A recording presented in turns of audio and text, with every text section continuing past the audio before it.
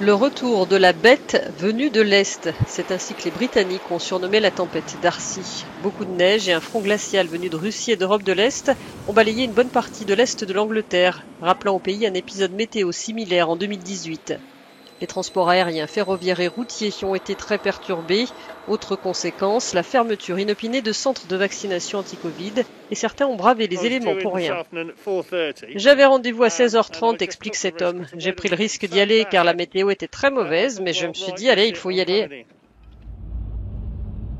En Allemagne, la Rhénanie du Nord-Westphalie a été particulièrement touchée. Le trafic des trains a été paralysé à certains endroits, comme au départ d'Hambourg. Sur les routes, les accidents se sont multipliés, malgré les appels à la prudence des autorités.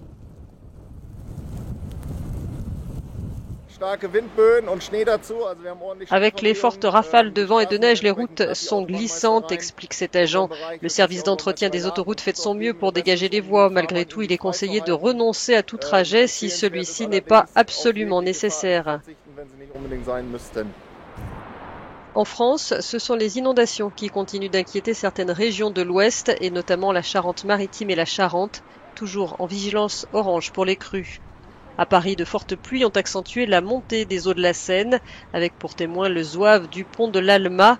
La tendance est toutefois la stabilisation et les craintes de crues s'éloignent dans la capitale française.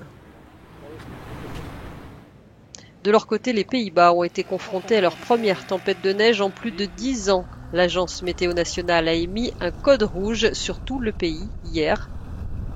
Les perturbations, là aussi, ont été très fortes dans les transports et tous les centres de dépistage du coronavirus ont été fermés.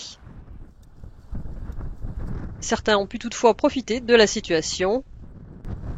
Baignade pour les plus téméraires ou plus simplement pour la majorité, ski et luge.